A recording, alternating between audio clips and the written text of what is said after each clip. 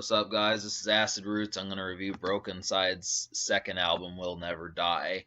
Now, these guys are crunkcore, which is basically an expansion of like what Lil Jon used to do back in the day with his crunk albums, but then also with rock music and kind of screamo type stuff thrown in. Just for those who didn't see my first review of them, this is basically an advancement. The first album was kind of just somewhat original just because not too many folks really messed with that, and it seemed kind of rough, had rough patches just because maybe it was kind of a new thing.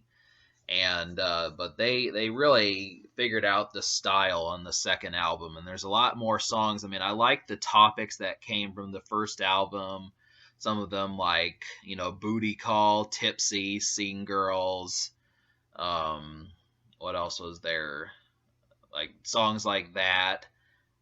There were probably a couple other ones that I just can't think of, but they did have a handful of nice ones on there that that really did make it seem like it could be any sort of social occasion, not just strictly club music or exclusive type stuff, but just if you wanted to throw something in your backyard, you might as well. And that's kind of the situation. They continue to do that.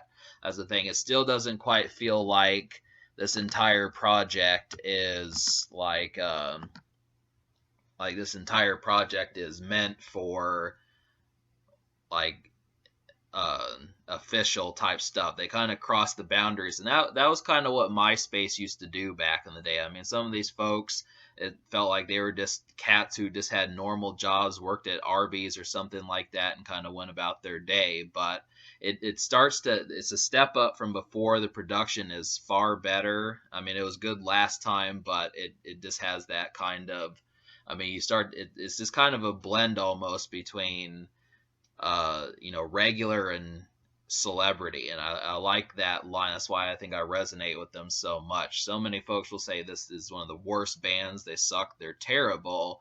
But they're really just, I mean, the thing that's good about them is just the fact that they kind of blur the lines between someone that you may have went to work with a couple times and someone who actually um, what am I trying to say? Someone who you're going to see on stage and stuff like that. So it's kind of, I like the way that works.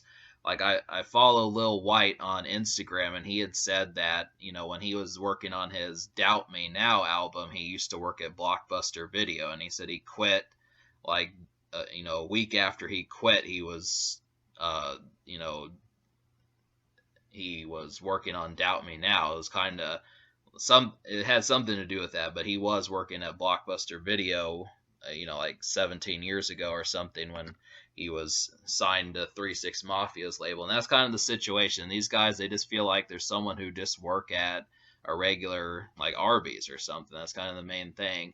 But the two singles on this project are um, Teach Me How to Scream and The House Party. Now, Teach Me How to Scream is one of the best songs on here.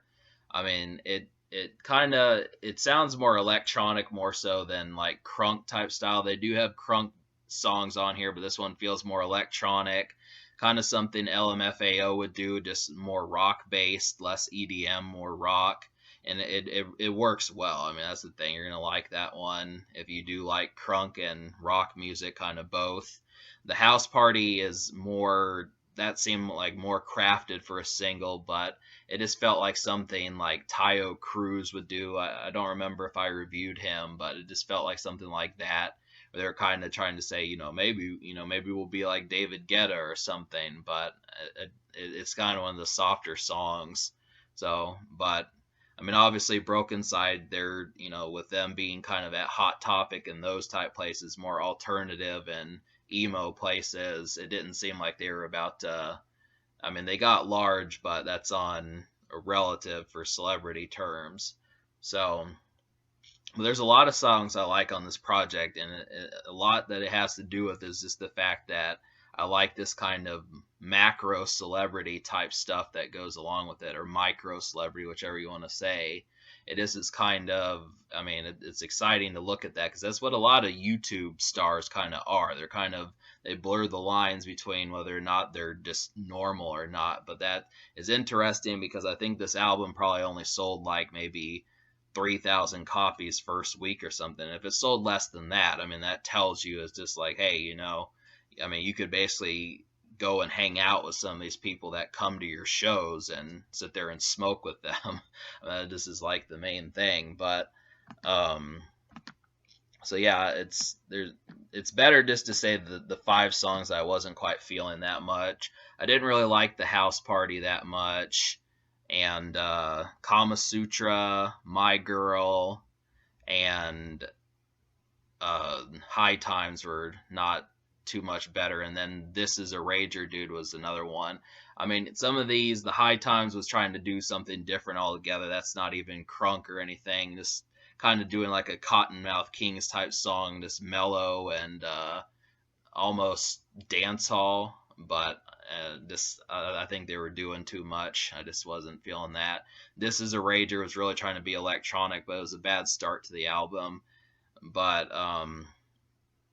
some of these, they did try new things, but they only really deviate like once or twice at most from what they do. So I'm going to list some of the absolute best songs. I mean, there's, obviously if there's 5 out of 14 that are not good, I'm just going to go for like the songs that are like the ones you need to go to first so you don't not agree with my score.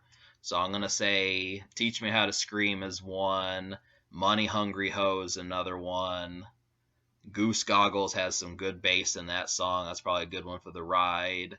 You Ain't Crunk is a good one.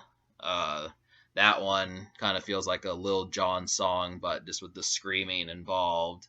And I would probably say also What You Want is another one that does that. So those 5 are just some ones to go to first. But to talk about some of the other ones, Shake, that one. I mean, all of these have good production. They sound like they could be played just any social place, but you have to remember that maybe you won't like the lyrics. But the main thing is just to remember that these lyrics, they don't have to be like, profound, just wisdom. It can just be, and you just look at something, they probably do actually have personality. I mean, you get the idea these folks can actually walk into a mall and walk out with women if they want to. This is kind of the situation. It's like, I think that, that sort of vibes that you get from that is, it's not about the lyrics as much as it is just the fact that they can make these songs. It's the songwriting kind of that goes along with that. So, yeah, I mean, I can see some of these fellas being clever. And that's kind of the thing. I mean, there's a lot of rappers, like I felt like Deuce from, Hollywood Undead was like that. He didn't have the best lyrics, but he was able to kind of, uh, he was able to, still be a decent musician. And that's just the thing is, just is more of what you have to look towards what they rhyme with. If they're just rhyming like one word and just to see what that word is, it comes off as clever. Even though critics hated him, that's kind of how it was. It's just tricky to describe. I mean, if you're really looking for lyrics, I mean, obviously this is not your bag, but it has a lot to do with charisma, I think. So I'm gonna give this album an 8. I mean, I think that's solid enough. For the most part, just to say it's not, the songs that are good, even if you find it to be a mixed bag, there's probably more than a handful that actually work if you don't agree with the songs that I agree with. And that's kind of the situation. There's a good handful of them, but it has enough to where it's not like, oh, I wish that there would have been 3 or 4 more club songs or something like that. It's got you covered. Songs for women, songs for clubs, songs for cars, songs for drinking. I mean, all that stuff is just taken care of. I mean, the normal things that I complain about when I review rap albums, it just does not apply. The only thing is just lyrics. I mean, if they could rope someone in like E40 like they did on the other album and get that going, it'd probably be a lot more fun because it's like, hell, there's people on their level. Someone like Afro Man, someone like Deuce, people like that could just, do a verse and just, take care of it better than they could. But the social score, I'll give like a 6, just because. I mean, it did have 2 singles, which is better than I thought it would do, but it probably should have had at least a couple more music videos released. But that was the thing. It was kind of, MySpace was kind of up in the air as far as what was going to happen with that. So I don't know if they were wondering, considering that they came up from that, if trying to transition to see if they could handle themselves without MySpace. But so yeah, 6. I would just say it's above average, but there's still more I would have liked. So that about wraps it up. I mean, this album is better than their first one, but I did like a good handful of songs off their first one. The topics were probably better on the first one, but the execution was better on this one, and they just handled it well.